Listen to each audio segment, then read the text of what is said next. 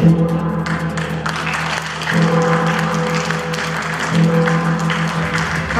Nasional Luar Biasa dan Rakernas KI tahun 2024 dinyatakan di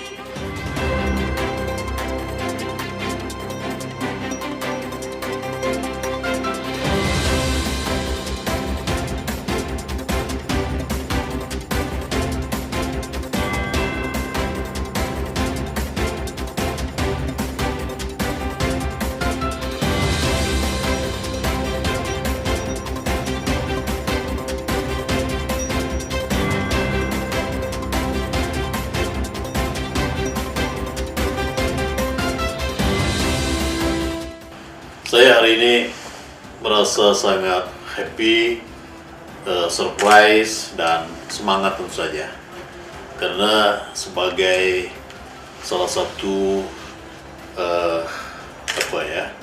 yang mengawali perjalanan sejarah Kongres Advokat Indonesia, yang kemudian sempat juga dalam beberapa periode sebagai pengurus di KAI ini, baik di tingkat daerah DPD maupun di DPP, ya. Kenapa saya merasa happy dan bersemangat? Karena begini, hari ini tepatnya tadi malam, ya, itu ada 3 agenda sekaligus yang diselenggarakan, yaitu pengukuhan, Kongres Luar Biasa, dan sekarang Rakernas. Nah, happy saya, ya, itu berangkat dari hasil kongres di Surabaya pada 1,5 bulan yang lalu, ya kan? Saya merasa happy karena kongres berjalan secara demokratis, Mas. Satu, demokratis. Yang kedua, menghasilkan, ya, satu pimpinan, ya, Presiden KAI, yang itu adalah produk asli KAI, yaitu UCA. Jadi Nasrullah Nawawi ini, ya, ini adalah asli produk KAI, ya. Ini bagi saya ini sangat membanggakan, ya kan? Sangat membanggakan. Kenapa? Artinya kaderisasi di KAI berjalan dengan baik. Yang kedua, produk UCA asli, produk KAI asli yaitu UCA, ini sekarang sudah memegang estafet kepemimpinan. Ini yang membanggakan saya. Nah, oleh karena itu bagi saya bagian dari senior di KAI, tentu merasa sangat happy saya, ya, dengan harapan tentu saja bahwa adik-adik saya ini, ya, generasi penerus saya ini akan bisa mengelola, mengurus KAI menjadi semakin lebih baik. Karena memang Kongres Advokat Indonesia ini pada 2008, tepatnya tanggal 30 Mei, itu didirikan dengan semangat perjuangan, semangat pengabdian, ya, semangat untuk berkontribusi di dalam hukum, demokrasi, keadilan, ya. Ini mudah-mudahan Presiden dan jajaran pengurus yang baru ini, ya, bisa meneruskan itu semuanya, tentu saja juga dengan mengadopsi perkembangan-perkembangan zaman, kebutuhan-kebutuhan yang sekarang ada, ya, era digitalisasi dan seterusnya dan seterusnya. Itu yang ingin saya sampaikan. Selanjutnya saya perlu sampaikan juga bahwa Kongres Advokat Indonesia ini, ya, saya sangat berharap bahwa tetap memiliki satu pembeda dengan organisasi yang lain. Kenapa harapannya menjadi penting saya sampaikan? Saat ini ada lebih dari 100 organisasi advokat. Dengan realitas semacam itu, saya kira sangat kompetitif. Ketika kompetisi terjadi, maka kemungkinan yang bisa saja terjadi adalah persaingan tidak sehat. Misalnya apa? Rekrutmen anggota. Karena spirit yang dibangun oleh masing-masing OA, salah satunya pasti sebanyak-banyaknya memiliki anggota dengan cara rekrutmen. Nah, ketika spiritnya sebanyak-banyaknya anggota, maka potensi memudahkan segala persyaratan ini akan terjadi. Apa implikasinya? Kualitas. Nah, harapan saya di KAI ini ada pembedanya. Menjaga idealisme tetap, kualitas harus dibangun terus. Nah, bagaimana caranya? Ya, saya sudah pesankan kepada pengurus yang baru, ya, ada standarisasi mengenai pola pendidikan, standarisasi rekrutmen. Ini menjadi penting karena pintu masuknya ketika kita akan membangun SDM yang baik, itulah rekrutmen dulu. Bagaimana caranya, bagaimana materinya, dan seterusnya, dan seterusnya. Ya kan? Nah, saya pengen kepengurusan yang sekarang ini terhindar dari semangat pragmatisme. Ya, pragmatisme ini bukan nggak perlu, ya, tapi ketika pragmatisme mendominasi, ya, sebuah pengelolaan organisasi, maka yang akan terjadi, organisasi itu akan kehilangan spirit idealisme, akan kehilangan orientasi keberpihakan kepada anggota, kepada publik, kepada kepentingan umum, kepada kepentingan masyarakat. Ini harus dihindarkan. Yang ketiga, saya berpesan betul, di era kompetitif, di mana banyak organisasi advokat sudah seperti menjadi industri, KAI harus menghindarkan hal itu. Karena ketika kita sudah menempatkan posisi kita sebagai industri, maka orientasi kita, ya, itu tidak lagi pada nilai-nilai pengabdian, nilai-nilai kebersamaan, tetapi orientasi kita masih nanti untung dan rugi. Ini yang harus kita hindarkan. Nah, oleh karena itu sekali lagi, yang sangat saya harapkan adalah bagaimana Presiden KAI yang baru ini, ya, ini bisa semakin membangun jati diri KAI sebagai organisasi pejuang, sebagai organisasi tempat bernaungnya advokat-advokat yang memiliki idealisme tinggi di dalam penegakan hukum, pembangunan hukum, hak asasi manusia, demokrasi.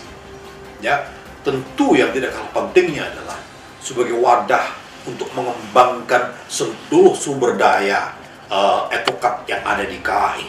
Tentu semuanya ingin punya prestasi di dalam menjalankan profesinya.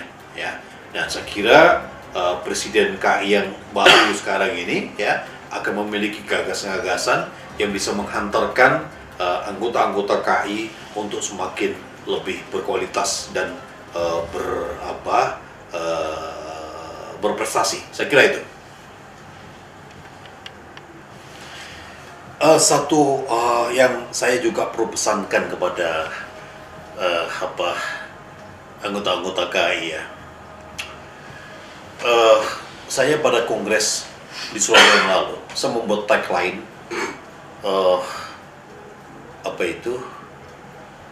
konstitusionalitas, profesionalisme, dan keadaban.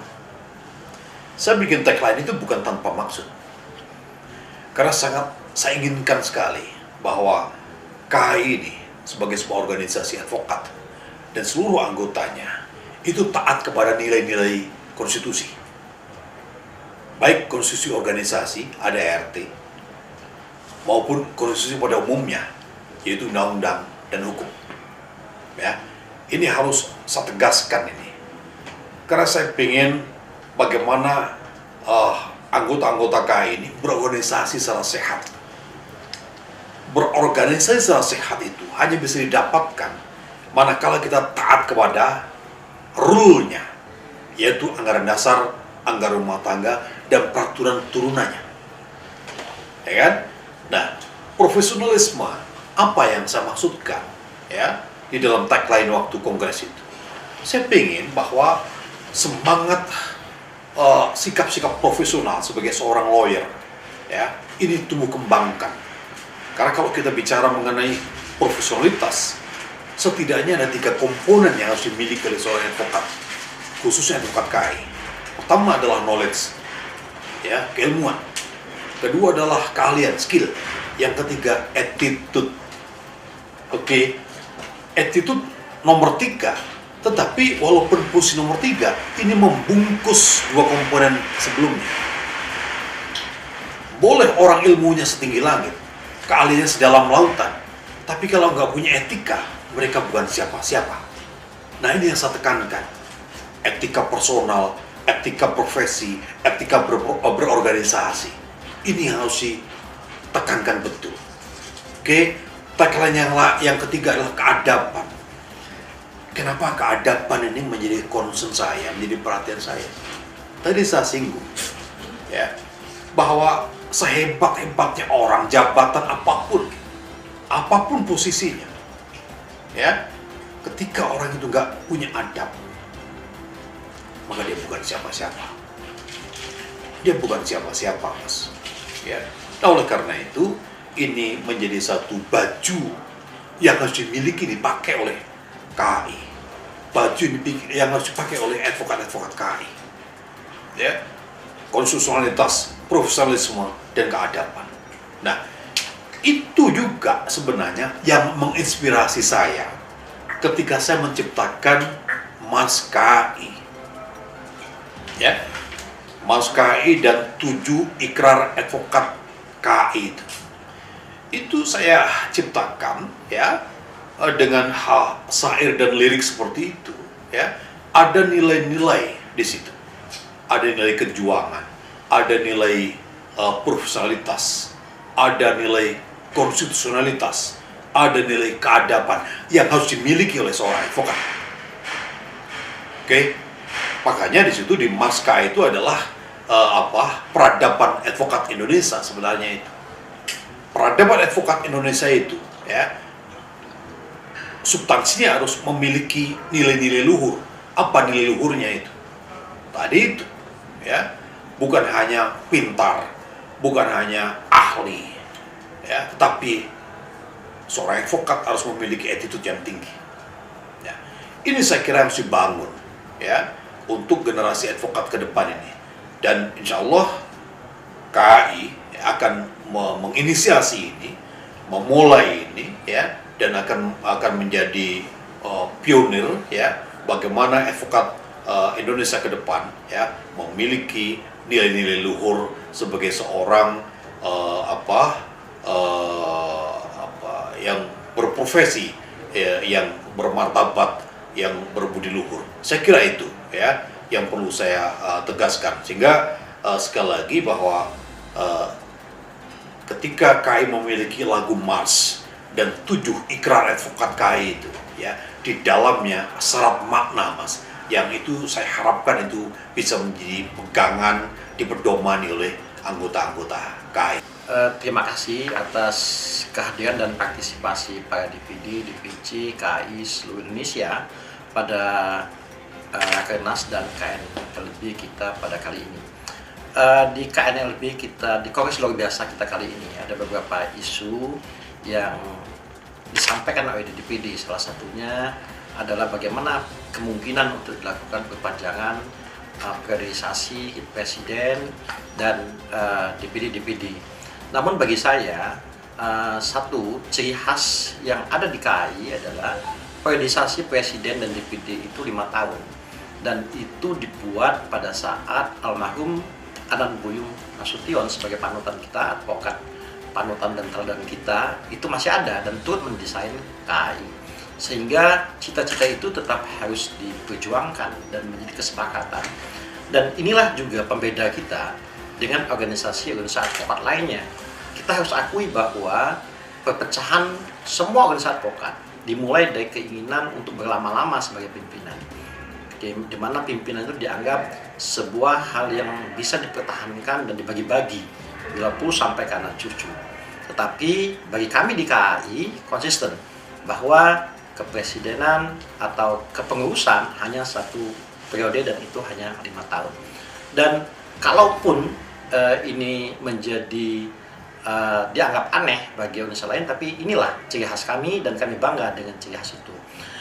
Tentang program yang kami ingin sampaikan pada Rakernas pertama kami di periodisasi 2024-2029, bagaimana untuk meningkatkan kualitas dan kuantitas organisasi.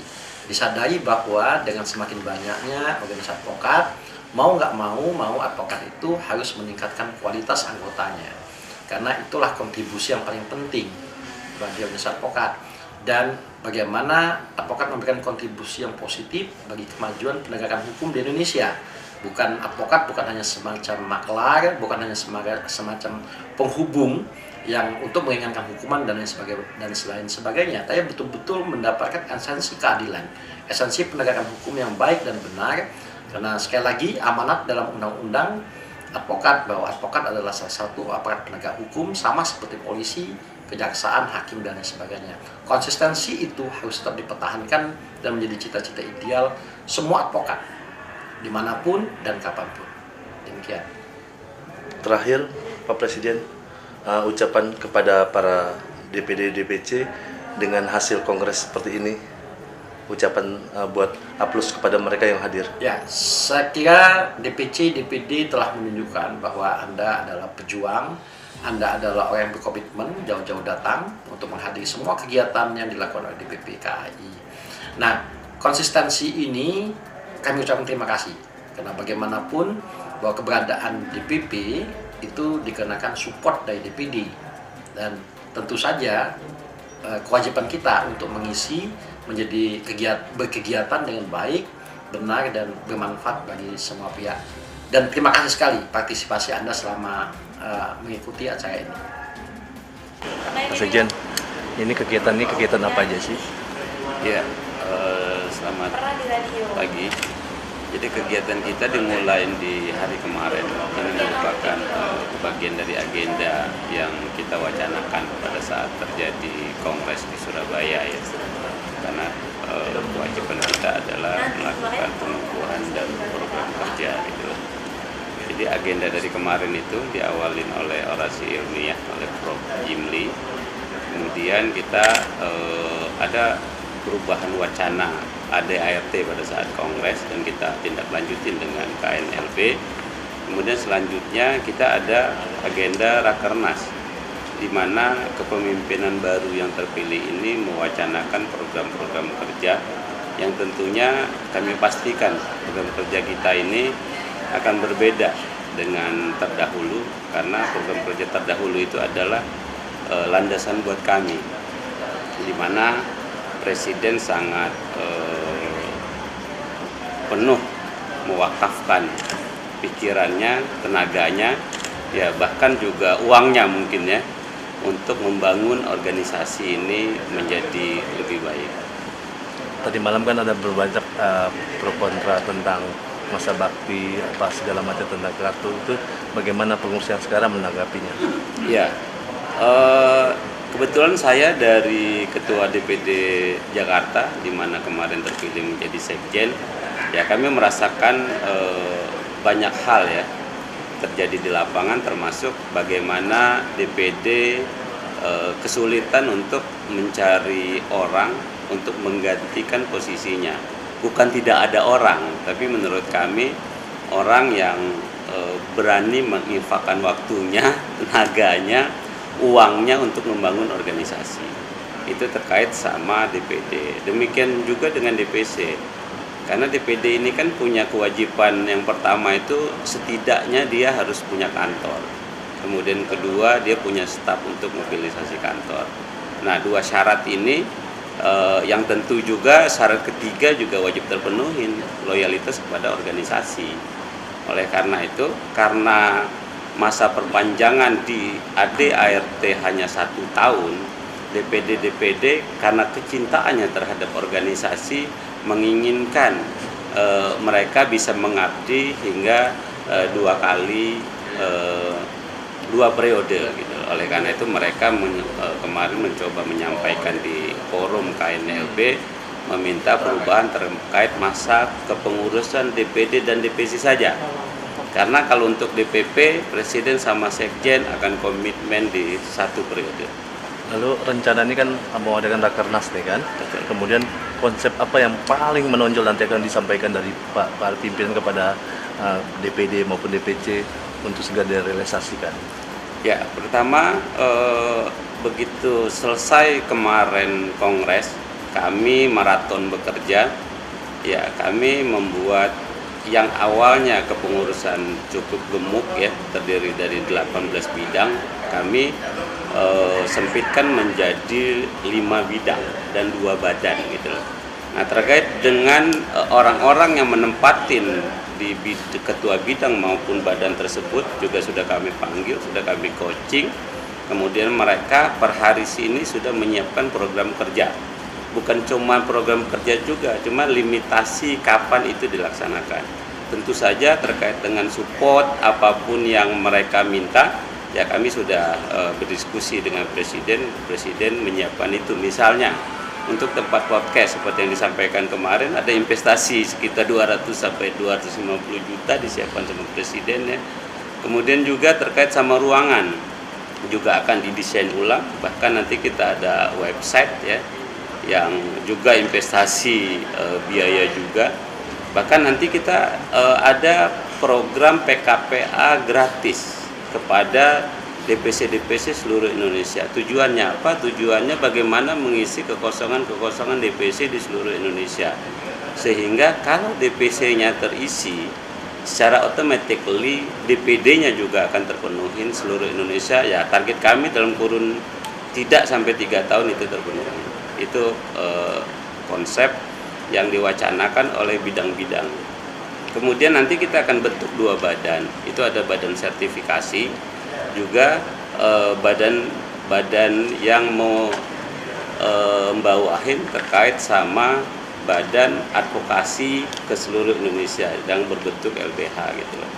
Nah, kemudian kita juga ada wacana kerjasama sama Jimny School. Itu sudah ada rencana di awal Agustus itu kami 5 keanggotaan DPD sudah training draft kontraknya ya. Semoga di September itu seluruh ketua DPD dan sekretaris juga diberikan training gratis oleh Presiden untuk drafter kontrak. Terakhir Pak Sekjen, ini kan nanti selesai acara, apa pesan Pak Sekjen kepada para DPD, DPC untuk segera merealisasikan konsep-konsep yang dibuat sama DPP agar mereka bisa membuat bahwa program ini berjalan dengan baik apa yang diinginkan oleh DPP. Ya, pertama adalah semangat yang dijiwain oleh DPP saat ini itu mau tidak mau, suka tidak suka juga harus diakomodir oleh DPD. Dan sikap itu terlihat. Artinya 100% DPD hadir pada saat ini. Bahkan ya mungkin lebih 50% DPC juga hadir. Artinya loyalitas pun tumbuh karena semangat daripada pengurus-pengurus baru. Nah, hal itu yang kami sampaikan. Kemudian terkait sama ya program-program kami yang memang keseluruhan untuk DPD dan DPC. Bagaimana kita mengembangkan DPC dan DPC ini. Bahkan kita akan lakukan roadshow terkait sama DPD mana yang tidak bisa berkembang. Itu yang akan kita coba support seluruh DPD seluruh Indonesia, baik DPC-nya. Dalam 3 tahun seluruh DPD sudah terbentuk. Bahkan ya kalau memungkinkan 5 tahun ke depan seluruh DPD seluruh Indonesia juga sudah terbentuk. Terima kasih Pak Sekjen. Ya. Setiap konstitusi dan organisasi bersama memajukan